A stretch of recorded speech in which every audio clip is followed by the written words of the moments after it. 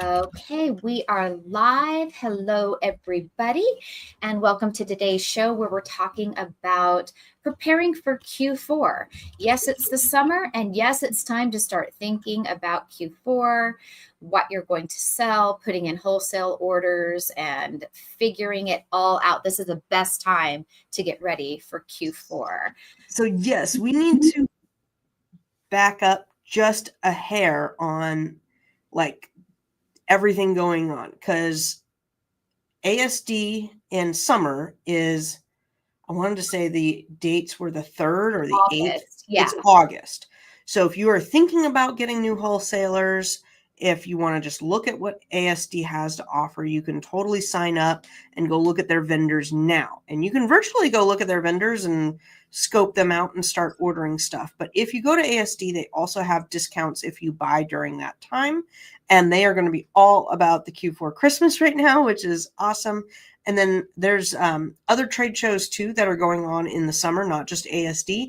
You may want to look at your local area. I know there's another one in Vegas that we've been to, and I have a Seattle one that I'll probably go to. It might be in August. It might be the first couple of weeks of September as well. So this is the time where you can make those connections, get set up, and you also need to work on your ungating. This is now time. Yeah. Yeah. And if you are wanting to create your own listings, getting your G10 exemptions put in, or if you have your brand registered, getting approval for your brand name. A lot of people have been starting to get their own brands as Amazon and brands that a lot of us source at retail stores have been putting the squeeze on us, taking away a lot of those brands. I know a lot of people are turning to creating their own products. And now is a good time to get that going as well. Yes. When is the lockdown? So we've got October 1st is usually the lockdown if you're going to get into the toy category.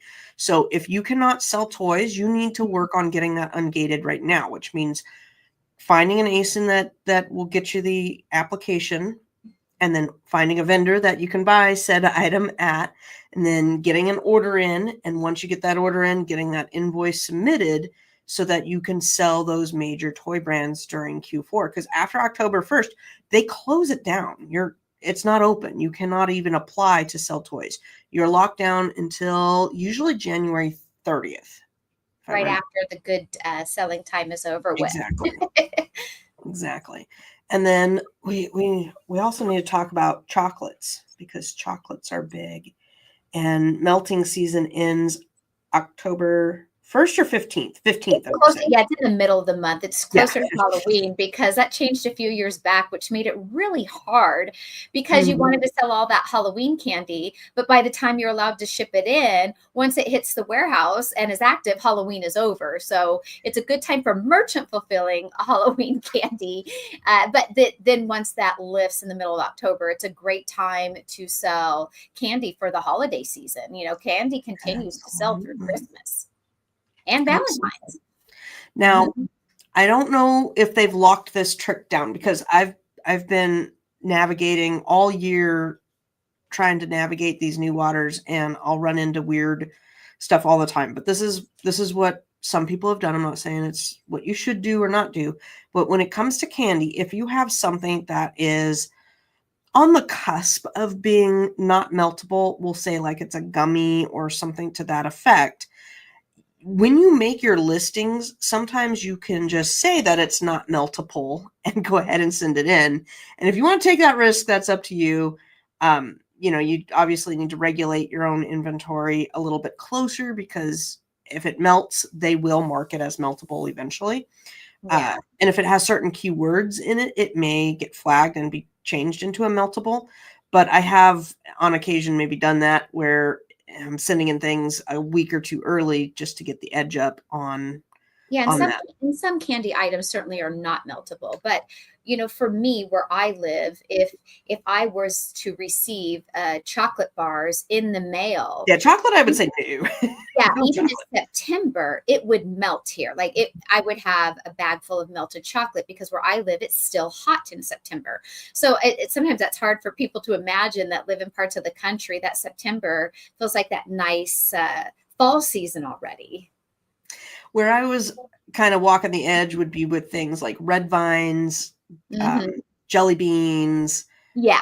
uh, Yeah, because those licorice. technically will not get too outrageous, even shipped here to my house, because I have Yeah. had that type of candy shipped to my home during September. And while it might get warm, it's not stuck together. I will say though that in it was late August or early September a couple years ago. You'll remember this, Lucy. I had candy corn shipped to me Oh, to be able to yes. send in for Halloween time. Yeah. And I was shocked that the candy corn arrived to my house like clumped together in the bag because it was Clumps of so hot here. bananas. And and I did not expect candy corn to clump and stick together. No, because it's not real food. Well, It's yeah, and it's not garbage. like chocolate, right? I feel like it's in almost a jelly bean because it is a harder candy Yeah. and individualized within the bag, but it sure enough stuck together. And that's a good thing to bring up too. When you're talking to your wholesalers, ask about the shipping services, because there was two freight companies that I work with a lot, and their trucks are not air conditioned or controlled. Their warehouse is not climate controlled. So if you're in Vegas or you're worried or you're doing a lot of chocolate orders, you're going to want to coordinate with somebody maybe that has a cool truck, or a refrigerated truck, or at least climate controlled to a little bit of extent. That's a And that really good goes, advice. yeah, there's a lot of things. I mean, because like Halloween makeup, I've had problems with Halloween makeup that has had temperature problems. So, you may not think makeup is Right. It's well, that like a lipstick, it could certainly melt. And speaking of that, I had one of my vendors 2 years ago, I believe it was, maybe three, that the delivery truck delivered the order in my driveway. And I didn't see it for 2 days. And inside of it was chocolate. And oh, and it was also again that it was like mid-September and it was ruined. And my house is set up to where the driveway's not, we don't pull up in our driveway. My house is just sits on an interesting shaped lot. So I wouldn't necessarily see my driveway unless I had to go to where my driveway is at to my house, because yeah. the entrance to my house and my driveway are on opposite sides of my home. And they didn't call because most of the delivery trucks always call like your order is going to be arriving today during this window, and I got no call, no message, no anything. Mhm. Same with candles. I've had Mhm. candles melt, and this is a good, time to get any of those wax-based materials.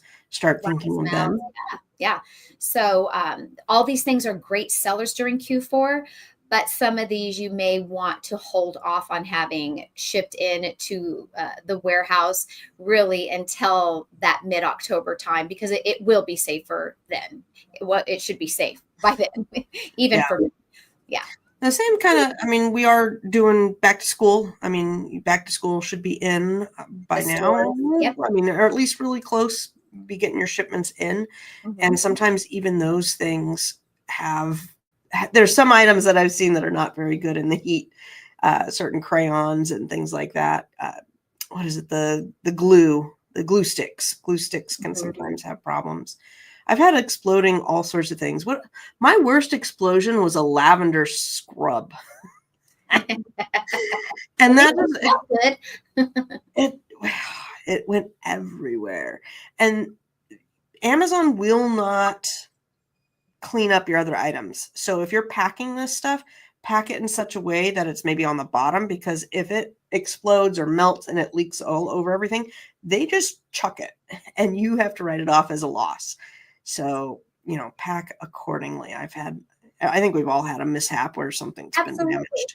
But sometimes these reminders are helpful. I Yeah. mean, it just starts like, oh yeah, I forgot I did, I do remember that, or yeah, definitely. And we've all made these mistakes. Yep. Yep. Yep. Yeah. I've had shampoos and Anyhow, and then yeah, we're getting ready. I like to have pumpkin spice seasoning. Our I've pumpkin seen that spice in the seasoning. stores already. Oh We yeah. were at Sam's Club Monday, and in the middle of Sam's Club where the chips and all of that type of stuff is, there is Candy Row. And we were on the chip aisle, but I could see the Candy Row over one, and they had the Werther's original pumpkin candies. I don't buy those for myself, but the point was, is I saw that they actually had some pumpkin candy out. I've seen people posting Costco Halloween pillows, and so all of the Q4 stuff it hits the stores kind of simultaneously with all the back to school stuff, just like how right now is all the big clearance shopping is going on, has been going on since prior to the 4th of July, because they have to make room for all of the fall stuff to start hitting the shelves. You'll start seeing it in your Dollar Trees, your Walmarts, your Targets, TJ Maxx's. And buy it up early, scoop it up early. Go on social media and see what people are trying to get, because you will see on like TikTok, Instagram, there's always some popular fall item that somebody made viral because of some TikTok videos. So everybody's scrambling in to Marshalls or TJ Maxx to find that thing. And there is that can be some of your greatest bolos, is just by going on social media and then listing those things on eBay. Can I share some bolos? Absolutely. Everybody loves a bolo. I wanted to, because you got me thinking, and I wanted to share some of my favorite are over at Trader Joe's. Oh, yummy. And I love Trader Joe's, and their pumpkin stuff only comes out for a couple of weeks. So this is like, you have maybe 8 weeks. I want to say September, October. I want to say by what do you call it? Halloween, it's sold out. But this pumpkin butter is delicious. I put it in my overnight oats. So, overnight oats is just equal parts of oats and a milk of whatever. And then I usually add chia or flax seeds. And then I put the pumpkin butter in there, and usually some sort of granola or pecans or something like that. Delicious. People go nuts for this stuff. And if you can even get it now and wait till maybe after Thanksgiving and send it in, you will miss that drop in price, because everybody will go and buy this stuff. As you can see here, the pumpkin pancake mix, still selling, not as wonderful, but selling for $12 a box. And this stuff is shelf stable. It's got a long shelf life. So if you could wait till, you see the stock getting a little bit lower and everybody's selling out. Same with this. We've got pumpkin bread still selling. I'm not sure on the pumpkin body butter if that's a bolo or not. I want to say it's like $6 or $7, so 18 would make it one. But any of this pumpkin stuff from the Trader Joe's can be good. This is not, $245 in rank is terrible. Pumpkin pie spice, maybe not at $10. This is too high of rank. I wouldn't do anything in food over 100,000 in rank. But 'tis the season, and that is always delicious there. Yeah. And I will miss Big Lots this year, because they always had a lot of really good seasonal stuff. And since Big Lots is no more. It's done throughout the whole United States, or is it? I think so. There may be a couple left, but as far as I know, they're done everywhere. I'll Google it. I will say I found a fun summer bolo. More likely, a lot of people won't be able to sell it on Amazon, even though there is a listing for it. But I did see it over on eBay profitable. I myself did not get any. I think I would be a little too gun shy to ship this item. But right now at Walmart, and they're $2 a can, is some Pringles. And these Pringles are like a fusion with, I think it's Miller Lite beer. So it's a new seasonal Pringle flavor. So it's like, barbecue chicken with beer or beef with beer. So and they're selling Pringles for a really good price on eBay. You said they're Pringles? Yeah, they're Pringles, and they're at Walmart. It's like a Miller Lite, pairing with meat. It's like beer and meat. My computer's being super loud. Okay. Yeah, I saw them in the store. So they're $2 a can. So this is the bolo right here then, $6, and it's going for $2. Most people can't get ungated on that listing. It is a bundle. I don't know how it's branded. And so, Pringles. Okay, Pringles. So if you can get ungated on that one, and look how many have been purchased, and it sells really, really well. I did see that there were some reviews, showing them coming all broken because Pringles, right? I mean, and that's a scary thing with shipping chips, right? Because they do ding, ding, ding like this in a box. I can see that being a problem. And so I personally would be a little bit too scared of this listing, but despite some of those reviews, they are still selling like hotcakes. And I think it's a novelty. I mean, I remember when it's the Thanksgiving. Is it candy corn or jelly beans? It's some jelly beans that turkey. are like the Thanksgiving dinner flavor. Yeah, turkey gravy. I gotta look that one up too. Yeah, that one's usually you see it, grab it. Yeah, I've only ever seen it sold at Walgreens, and I'd only ever been able to get a couple bags in the past for that one. Yeah, and you can sell that on any of the platforms. Yeah. Okay, hold on. I'm looking it up because that's a fun one to just keep your eye out on. You just never know. Let's see here. Yeah, it's a Thanksgiving one, but I don't think it's Jelly Belly. Is it Jelly Belly? I didn't say Jelly Belly. I just said jelly beans. Oh, jelly beans, but Jelly Bellies are coming up because they usually have the more unique flavor. Yes. But I do know it's sold at Walgreens, and it very well could be a Jelly Belly. But yeah, it is a Thanksgiving. It's not Jelly Belly though. I can't remember the brand. Yeah, it is a Thanksgiving dinner one, and the thought of it sounds disgusting, but I doubt it tastes good. I think it's just for the funny gag gift of it all. Yeah. To be honest, for those of you who have never done wholesale, it is a great time to possibly try to find some wholesale accounts with companies that sell seasonal things if you're interested in seasonal things, so you can have them at your doorstep before they are in the stores. Yes, absolutely. I'm not seeing the Thanksgiving ones at all. So it means either they got shut down and the listing you can't buy them right now, and I doubt buy them right now. You can't get them yet. Those don't come out until later. I think they come out after Halloween even. Yeah, they're definitely an after Halloween thing. Mm-hmm. So that's all exciting. And I was going to say, there's a lot of different things you can do with the holidays, and it can be very overwhelming. So this is a good time to kind of come up with that plan. How much are you going to spend? What are you going to focus on? How deep are you going to go in different things? Are you going to do merchant fulfilled? You're going to do FBA? You're going to do a little bit of both, and set those deadlines for yourself. And this is where, you can go read the Facebook pages. There's a lot of good recommendations. Some people, get a loan. Some people do the credit card cashback thing. Some people are like, I'm only going to do merchant fulfilled. I'm only going to, go to the store and list right there and only sell what I sell. I do a combination of both, and then I set my own date. So my personal is all my Q4 FBA stuff needs to be in right after Black Friday, that first Monday. That's my last shipment. And then I take a break from FBA until after January 1st.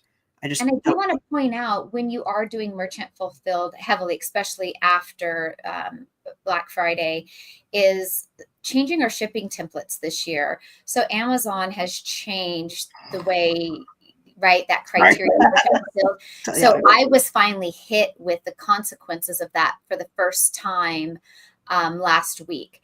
And so I got this ding on my account, and I logged in where it said your account is at risk for deactivation. Mm-hmm. So of course panic sets in, and I look at what it was for, and it was for a late shipment. Mm-hmm. And from back in June, the first part of June, I think it was June the 3rd. And so I only got warned about it over a month later. This item, I can't remember the dates I was to ship it. I don't remember the date, but that's because they recalculate they calculate your shipping performance for the last 30 days, and they recalculate it every week. So okay, that's what it finally I calculated that. can't tell you that this is the exact date, but let's pretend I sold it June 2nd. I did ship it out very first thing in the morning, June 3rd, which is the way I've always done. And it arrived to the purchaser on the day it was supposed to, but like 20 minutes or an hour later in the day. So if it was supposed to arrive there, let's say by 3 p.m., it got there at 4:30. And so my account was at risk for deactivation because of that. And, this is the kind of stuff with Amazon that is utter BS. And so I did my part. You bought it Monday, I shipped it out Tuesday morning. I'm not in control of what the post office does or doesn't do, or if you had rain or snow where you live, or whatever the reason was. There was bad traffic that day. Maybe the postal truck broke down. I don't care what the reason is. Like, that's my fault, right? And Amazon now puts that on us. Yeah. Well, I reached out to an Amazon friend of mine who showed me where I needed to go. She took a screenshot, and I probably should have thought about this. I didn't realize I was going to share this today. Where you go in and there's you toggle over where you have this protection from Amazon if that item is late. I don't know if you know what I'm talking about, Lucy. Yeah, hold on. I can probably bring it up, but give me a few minutes. So keep talking. Yeah. So I went in there, and my friend says, I hate giving Amazon that much control, but they had gotten hit with that for several of their shipments. I will say that warning has already fallen off of my account. It wasn't even on my account for an entire week. And I thought, if Amazon really would deactivate you over some BS like that, that's kind of stuff that really ticks you off with Amazon. And they're not going to. You have to have. I've seen a lot of people that have a lot of shipping default and they're still going. So I'm like, okay, clearly, you get a lot of different warnings and stuff. Right. So, but I was glad that even though I didn't want it to happen to me, honestly, I'm glad it happened to me now in the summer. So I was aware of this, other feature that I did not have toggled on, because when I set up my shipping template, when I redid my shipping template last year, when Amazon had changed the shipping rules, I did not apparently go onto that tab and turn that little option on. So I'm glad I found out now, and I wasn't in real trouble, and I didn't get shut down, because with Q4 coming up, I want to make sure that I don't get in trouble, because everybody's shipping. I'm sure lots of packages are going to be late, as they are every year. So I certainly don't want to be penalized for that. So this is under... if you click the gear, and anybody who's started an account, I did nail it down. February or March is when the new dashboard went into implementation in Amazon. The dashboard that we don't like, the new one. Yeah. But so if you're on the new dashboard, I can't remember exactly where this is, but it's under the little gear and then shipping settings. And then up in the top, you're going to toggle to the general shipping settings. So it's now locations, general shipping settings, and then shipping templates. So you want general shipping settings. This is where you want to go in and fix it up. And this is what you're talking about. Automated handling time is active. And then default handling time, you don't really get much more than 0 right now, which is really crummy. It used to be 0, 1, or 2, and now it's just like 0. Capacity. You can do SKU level.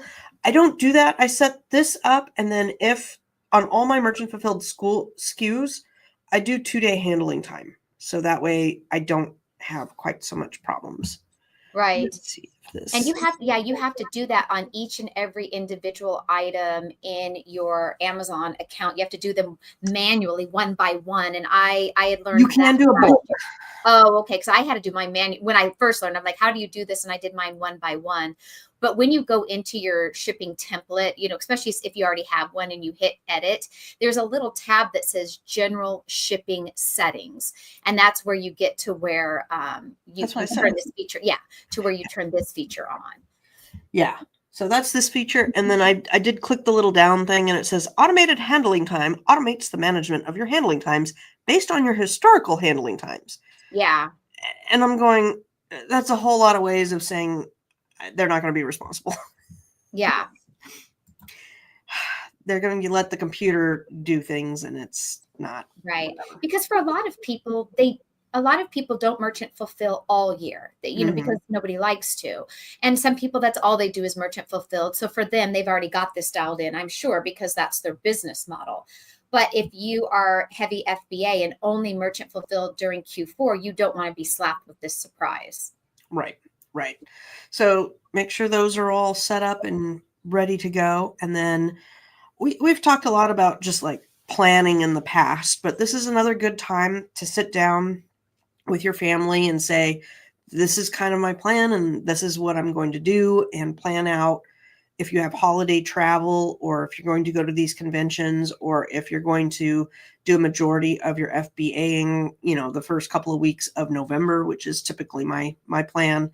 My husband's birthday is on Veterans Day. So, I have to plan around Veterans Day and school activities and all of that stuff. And you just want to make sure that you're on the same page with expectations and schedule wise, etc. Hi, Flip It Good. Hi, Flip It Good. Welcome to the show today. Yep. And then what else do we got for today? There hasn't been a whole lot of news. Amazon's been really buggy.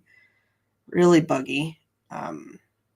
Yeah, I was telling Tina before we started, I'll share with you guys. I don't know. Yeah, it probably doesn't apply to too many people here, but I had a variation listing and I needed to redo the parent. And so I deleted the parent and Amazon took over the parent. And I'm like, what? No, Amazon doesn't get to do that. So been fighting with that. There's been a lot of cases going back and forth where they're asking just ridiculous amounts of proof, and they need to see pictures and this and that and the other. And it's utterly ridiculous on that front. And seller support has been utterly ridiculous as well. They continue to be. They're just absolutely garbage. I did get a new client this week, and mainly because they're tired of dealing with Amazon. They said they've spent hours on the phone and can't get a straight answer. Yeah, dealing with Amazon support is always very frustrating for all of us. Any of us who have ever dealt with Amazon support. Yep. But they are in the midst, and they didn't realize that they needed to be ungated for grocery. And so we're in the process of trying to get that all fixed up for them. So I've run into so many people every Q4 that are like, oh, it's November. I'm going to start selling toys on Amazon because my friend's doing it and it's so easy. And it's like, no, you're not until after January 30th. No matter what you do, not going to happen. And then I also have had toy compliance issues with Canada, which has been a pain in the butt. Canadian toy compliance is different than the US toy compliance, at least for flagging and stuff. So that's been I've been hit with 3 toy compliance on my Amazon US account. And the 3 items I'm being flagged for are items that I have not sold since maybe 2018 or 2019. They've not been in my account for years. Do you know how to get rid of them? Because I have a dozen of those. I can't get rid of them. I was able to get rid of one. I don't know why Amazon took that one away. That listing was the only one still active. The other 2 listings are not even in Amazon's catalog anymore. And the first one was that one I got removed, and I simply wrote to them that, that this doesn't apply to me because I've not had this item in stock in many years. It has been deleted out of my catalog for many years. I don't plan on selling it again. I don't sell it anymore. And Amazon said, thank you for, whatever it was. I can't remember their message, but, they gave me the thank you message and it fell off. So I thought, okay, great. That's how I'll address the other 2.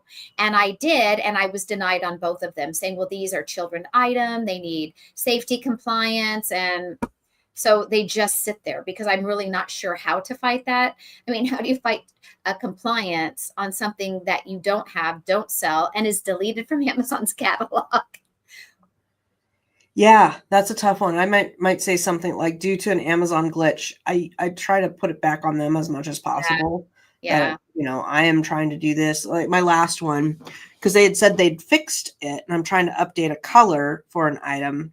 And they're like, your item has been fixed. Please allow 48 hours for the system to update, blah, blah, blah. So I write back, the system has had 48 hours to update, and it's, this was caused by an Amazon glitch. Please fix. Yeah. Oh, maybe that one was not a glitch. What one was the glitch? Oh, 2 UPC codes. I still have those issues where a product has 2 UPC codes attached to it, and it really should only have one. And I don't even know how you got a second one attached, but I'm trying to get a second one unattached. Yep. And I am always curious, for those of you who watch the show, and always feel free to comment later if you're watching this on the replay, is how many of you are creating your own listings or doing your own products that you're sourcing, and how many of you just only do retail arbitrage. Sometimes that's helpful for us to, even gear what we talk about. We do a mix of all of it, and possibly most of you do too. And that's why you are here with us watching our show. But it's certainly nice to know how to gear how deep we talk about some of the topics. Yes, absolutely. Absolutely. And this is a good time to think about buy sheets too. If you were going into your first Q4 or your first time on Amazon selling, buy sheets are a great way to find products. I don't ever for new sellers and seasoned sellers, because sometimes there are new seller friendly buy sheets that have more products on there that don't require brand ungating. And then sometimes for seasoned sellers, you've gotten stuck in a rut of what you do sell. And sometimes it's hard to think outside of our own box of what we've become accustomed to and what works for us. But we want to just add some fresh new mix in. And now more recently, because Amazon has hard gated a lot of brands that many people used to sell over the last year, even sending out that list that we shared with you last week of a lot of brands that were well known to a lot of us. Now this year could be a great time to get a buy list for some fresh new ideas and avenues to go down.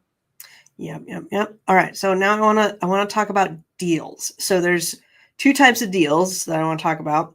Lining up deals for the stuff you're going to sell. Have a plan to send things in, and then as it gets closer to Christmas, maybe you have it go down in price or add a coupon or something.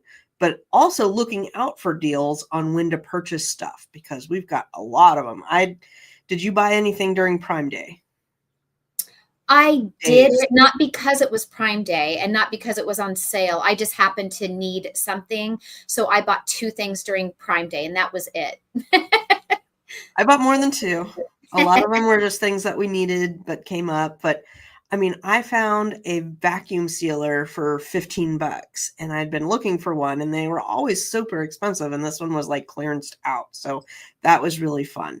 Now for work, I'm going to be looking for the clearance deals for back to school and sometimes the Halloween costumes. There's also lots of other deals coming up. And last year they started doing the Black Friday stuff really early. I don't know if it was just last year or the last 2 years, but that's kind of what the stores are starting to go to, so that they don't have a massive amount of just Friday shopping. And then the Cyber Monday, those deals are really good to look out for as well. Any stores you're looking for in particular? Myself? Or are you talking to Flip It Good, who just posted? Let's ask you first, Tina. Any stores are you looking for sourcing that you're looking for deals on? Generally, just the same big box stores, right? But I have in the past, and I thought about revisiting it again this year. Some smaller stores that people often forget about with really good deals are stores like Barnes and Noble. I've gotten really good stuff there in years past. So I think this year I want to go revisit some of those old places that are not often talked about, like Barnes and Noble. I don't know if I have a Barnes and Noble. I might have one. Oh yeah, I might. But yeah, they went down, and then I only know of I had like 2. One in Oregon. But generally, my favorite stores during Q4, honestly, are stores like Ross and Marshalls. Those are usually my favorite go-tos during Q4, and Burlington. I've gotten some really good stuff at Burlington. So yeah, that will probably be my focus, as it usually is. And Big Lots used to be, but not now. So Flip It Good says I only do retail arbitrage. I tried making a listing for some socks that I was approved in, but it rejected it. been selling RA for 6 years. And I started out only as RA as well. And then I took the experience of my RA, of things that were selling well for me, and I started trying to figure out, how can I get more of this? Because if you're like there was either things I was always buying because it was always there at the store, or I would keep waiting for it to be back in stock to buy more of it. And then there were things that I was getting only on clearance. I think that's what most of us do when we're just doing RA, right? And I started taking that RA experience, because that's where we get our practice. And at 6 years in, you definitely have built up quite a bit of knowledge now. You beeline to a certain section or a certain area or a certain brand, because now at 6 years under your belt, this. So I would take that knowledge of whatever it is you're going for and say, is this a company I could possibly get wholesale from? Now, if it's, Adidas, probably not, right? But if it's some other type of brand, that's when I really started exploring, where I would look on the back of the product and find who made it, and see if I could find them online, a distributor or a wholesale account. I started that route. And then I started to find some wholesalers that way. And that worked out really well for me. And then in addition, going to some trade shows. I will say that I had found trade shows discouraging for a long time. Once I realized that trade shows are more filled up with stuff that you're not going to buy, and you could maybe walk by 100 vendors before you find one vendor that you're going to be able to buy 6 or less items from. Once I grasped that changed my focal point of going to trade shows. So again, I took that retail arbitrage experience. Like maybe I did really, really well with kitchen dish towels, and they had to be novelty. They couldn't be the red ones and the blue ones, but they had to have cats or dogs on them, or you get the idea. So then when I went to the trade show, I already knew from all of my retail arbitrage experience, I do really good with dish towels. So when I would be at the trade show, I had in my mind the type of things that it wasn't driven by a brand name. The dish towel, nobody cared about the brand name. They just cared about the print that was on it. So I go to the trade show trying to find vendors that sold the dish towels, or like you said, you had socks. And if you normally did well with socks, I would be trying to find the vendors that had the socks that would sell to me, that I could make my own listings and sell it on Amazon. So that's how I took my retail arbitrage experience and used it to help me find wholesale items I could list. And those socks that you were approved in and then it was rejected, it's probably because you just didn't know how to really go through the process of opening the case with Amazon to get that approval. Because when you've never done that before, Amazon doesn't make it easy to guide you in how to do that. Amazon is very frustrating. And so it does tend to make a lot of us just give up, because it's just too much aggravation than it's worth, when you could just go to the store and buy something that's already on Amazon and go on with your life. Yeah. I'm not quite sure that what they were approved in and then rejected, if they were approved to sell it or if they were approved to list it, because those are two different approvals. Yeah. So, it's hard to tell. For the conventions, there's a lot of different goals when going to the convention. So just like Q4, you want to line up your goals. Is your goal to build your brand or sell a certain amount of listings or make a certain amount of profit, or what is your goal business wise there? Same with narrowing it down to the convention. Sometimes my goal at a convention is to see what's trending, to see private label ideas, to see, get a new wholesaler, to see what are the margins of cost versus what they're selling for. What are other people buying? Any of those could be just fine goals. It doesn't have to be, it could be monetary if you want it to be monetary. But sometimes my goal is just to make 3 new contacts. And sometimes it's vendor contacts and sometimes it's service contacts. Maybe you want to get into a listing software or a warehouse type of help or something to that effect, and you just want to make some improvements in your business. So don't feel compelled to have the biggest, loftiest goals in the world. It can be overwhelming. Dial it back a little bit and make sure that it's something that really is meaningful to you and not just keeping up with the Joneses per se. Yeah, yeah.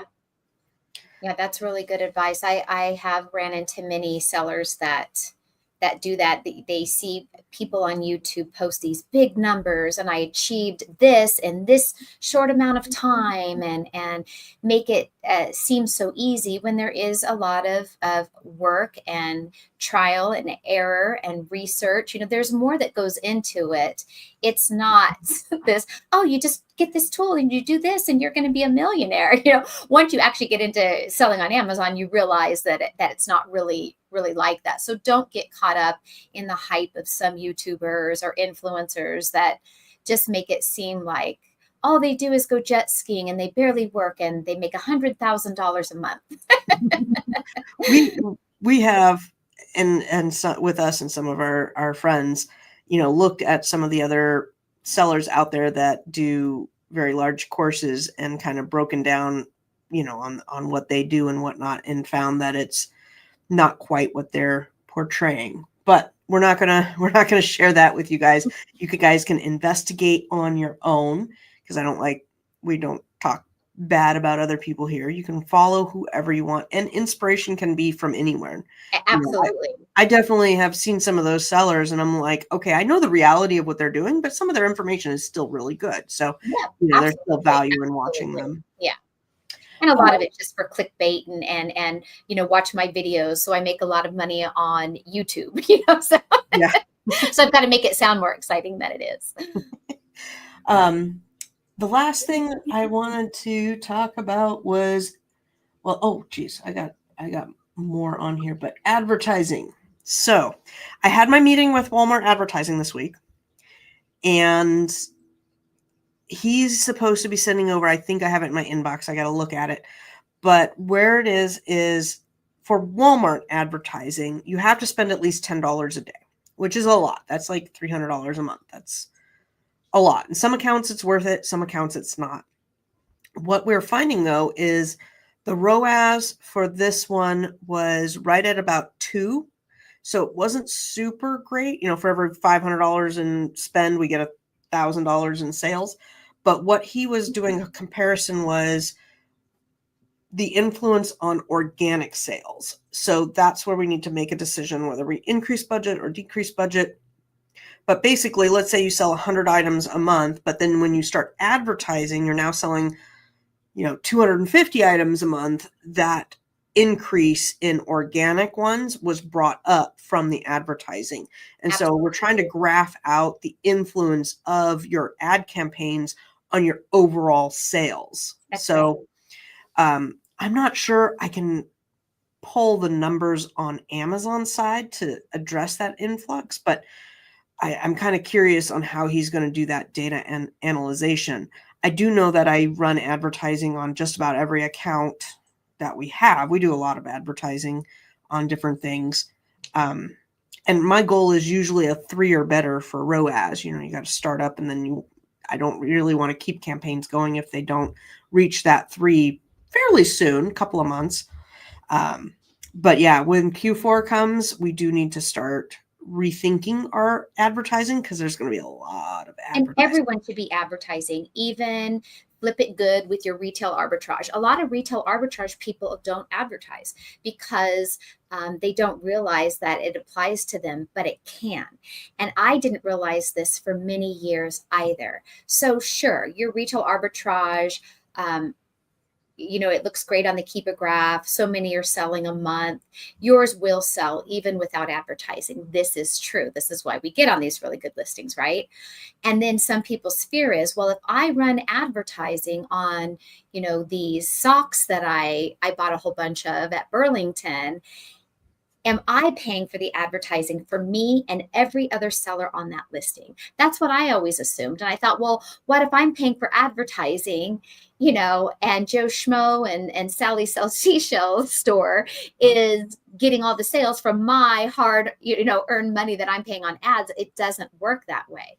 When you are advertising on those socks that has a bunch of other sellers on it, you are actually only paying for you achieving the buy box, if you will. So it can sometimes favor you when you're on a listing that has many other sellers on it too.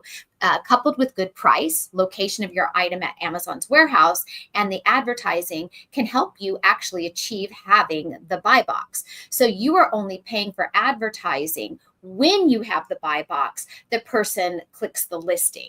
So if Lucy has the buy box on an item that we're both selling on, I'm not going to pay an advertisement dollar if somebody clicks the listing if she's having the buy box, but I'm the one that's going to show up in the search results. So if you are someone who sells your own product, or if you're an everything everybody seller on sharing the listing with other people, you will see a listing oftentimes show up twice on a page. And so this is where organic sales can happen. So if we are both selling the bottle of hand lotion and we are on page 1, but I'm the one advertising and it shows up higher and you see the word sponsored under it, you know someone's advertising that. If you click it, I'm likely the one with the buy box since I'm advertising it, and now I got the sale. However, also on page 1, that same hand lotion can show up lower on the page, and it oftentimes can be there because it's being advertised. So maybe somebody clicked the non-sponsored one, but Lucy had, the buy box and she got the sale, and maybe I did. But if you are the only person selling the item and it's your listing, the same story applies. You will show up on page 1 twice as sponsored and down below. So sometimes I think it's like a subliminal thing. The person sees it up here, they didn't click it. Then they see it again down here and they feel like, oh, I remember that product, because they don't realize they just saw it a couple rows earlier. Then they click it and maybe they bought it. You make an organic sale. It means you made the sale, but you didn't pay the advertising because they didn't click the one that said sponsored underneath it. So that's where sponsored or paying for advertising actually does boost your organic sales. They work together that way. I hope that makes sense the way I explained it. Yes, that's one way it can definitely help for sure. And then also it's just going to help with ranking. So if you make a sale through advertising, that's going to go into the rank and the what do you call it? Boy, I'm at a loss for words today. I know sometimes when I think out loud, like in my own head, I always hope my message comes out and makes sense. Yes. So it's going to go into the algorithm as somebody recently bought this. Let's put it in front of other people again. So that's always good. Well, flip it good. I'm glad that did help you, because I didn't know that either earlier on as well. And when I started advertising, it really did change the amount of sales I was making. I will say for an everything seller, honestly, and I've done all the ads in all the ways, the one that has always outperformed every time and has since I started doing the ads, I want to say I started that in 2018 or 2019, back when ads were super cheap. I do what I call my all SKU campaign. That's what I title mine. I call it all SKU. You can title it whatever you want. I literally put my entire catalog in one campaign. And I pay 10 cents a click on that. And you will be shocked how much it will boost your sales. And I do it on an auto campaign. So it's like you don't even have to be good at ads. You don't even have to think about anything. You're not putting in keywords. You're not doing fancy advertising. You are doing the most basic ad that can be done on Amazon. Put all your SKUs in there. It doesn't matter if it's, peanut butter, jelly, socks, pajamas, all of it mixed together, doesn't matter. Put it at 10 cents, put it on an auto campaign, and set your daily budget, even if you set it for only $5, and you'll be surprised what will happen. Now, you can get much more complicated and fancy with ads where you group like all of my candles together and all of my socks together and target it for the type of product it is. But honest to God, mixing everything all up, doing low pay-per-click ads, those ads work well. And I don't care what advertising gurus say, they work well. Yes. The only thing that I've noticed is if you have something that's super popular selling, like if I did Squishmallows, it would really put a lot of budget towards Squishmallows. So I may go in there and just turn off that one. Yeah. And you can go in there and analyze what is getting, where most of your spend is going. And if one of your items is a hog of that money and not producing sales, you can go in there and shut off the item that's being advertised. If you've never done it before, that's a little more tricky to learn how to do that. It's not that hard. So as a beginner, that can be harder. But as a beginner, it is good just to start off, even just with that simple ad, and worry about learning the rest of it later. All right. Last thing that just a little quick topic on this whole thing is having a contingency plan. And what this means to me is I have a contingency plan on where to shop. I have a contingency plan on where to sell.